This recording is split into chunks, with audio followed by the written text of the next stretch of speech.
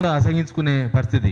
ఎవరు జర్నలిస్టులు బూతులు మాట్లాడింది ఎవరు? ఫస్ట్ స్టార్ట్ చేసింది ఒక గతంలో ఉన్న స్టార్ట్ చేసి ఇప్పుడు ముసుగులో ఉన్న ఆ జర్నలిస్టే ఎమ్మెల్సీ కూడా అయినటువంటిది.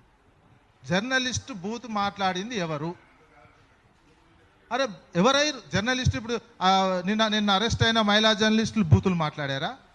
ఎవరైనా మాట్లాడారా? జర్నలిస్టులు ఎవరు బూత్ ఫస్ట్ జర్నలిస్ట్ బూత్ మాట్లాడే ఎమ్మెల్సీ అయిందే వాళ్ళు ఎక్కడున్నారో అందరికీ తెలిసిపోయింది. ఇప్పుడు ఎవరైనా జర్నలిస్ట్ బూత్ మాట్లాడిన వాళ్ళు ఉన్నారండి? సమాజంలో బూతులు మాట్లాడితే టెలికాస్ట్ చేసిన వాళ్ళు ఉన్నారు తప్ప టెలికాస్ట్ అయింది ఇప్పుడు, ఎందుకంటే సోషల్ మీడియా వచ్చిన తర్వాత అది ఉంది.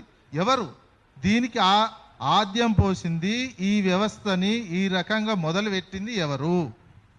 అది అర్థం చేసుకోవాలి. ఎలక్షన్ల సందర్భం ఇంకెప్పుడైనా సందర్భంలో ఇప్పుడు ఎందుకు లాభాష పాభాష కాభాషలు ఎందుకు వస్తున్నాయి ప్రజల నోటికెళ్ళి? అది గుర్తుంచుకోవాల్సినట్లు. ప్లస్ ఈ వాతావరణాన్ని ఎవరు ప్రోత్సహించారు? ఇప్పుడు ఉన్నటువంటి ఒక రాష్ట్రాన్ని నడుపుతున్నటువంటి వ్యక్తి ముఖ్యమంత్రి గారు ఏ రకంగా ఉండాలి? ముఖ్యమంత్రి గారు ఒక బూతు తిడితే ప్రజలు 10 తిడతారండి. నువ్వు దానికి ఒక మార్గదర్శకం, బూతులకు మార్గదర్శకం చేసిందే ముఖ్యమంత్రి గారు. అరే అసెంబ్లీలో ఒక ముఖ్యమంత్రి ఇన్సిడెంట్ మహిళలను అరెస్ట్ చేసినటువంటి విషయం, మహిళా జర్నలిస్టులను అరెస్ట్ చేసినటువంటి విషయం మాట్లాడి ఆ సంఘటన మీద బట్టలు ఊడదీసి కొడతా అంటే ఒక ముఖ్యమంత్రి రాష్ట్ర ప్రజలకు, పోలీసులకు, వాళ్ళ కార్యకర్తలకు ఏమి సందేశం ఇచ్చినట్టు?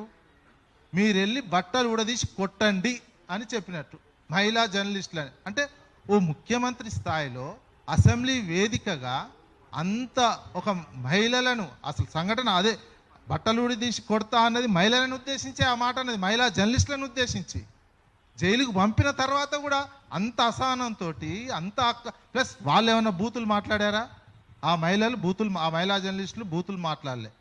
బయట సమాజం, బయట పబ్లిక్ బూతులు మాట్లాడితే టెలికాస్ట్ చేసినందుకు ఇచ్చినటువంటిది అది. మరి ఈ సంప్రదాయం ఎవరు క్రియేట్ చేశారు? మీరు అధికారంలో ఉన్నప్పుడు బూతులు, నెక్స్ట్ డే కూడా స్టేషన్ గన్పూర్ వెళ్ళి ఒక ముఖ్యమంత్రి ఇష్టం ఉన్నట్టు ఆ బూతులు మాట్లాడితే ఇక ఆంధ్ర ఉన్మాద పత్రికలు కొన్ని ఉన్నాయి. అది వాళ్ళ సంతోషం, వాళ్ళ మానసిక ఆనందం తీసుకోవడానికి అయ్యే బూతులు పత్రికలు పెడుతున్నారు. మరి ఆ పత్రికకు సంబంధించిన వాళ్ళని ఏమన్నారా? మరి దానికి సంబంధించినటువంటిది ఏంది? అదెవరు ప్రోత్సహిస్తున్నారు?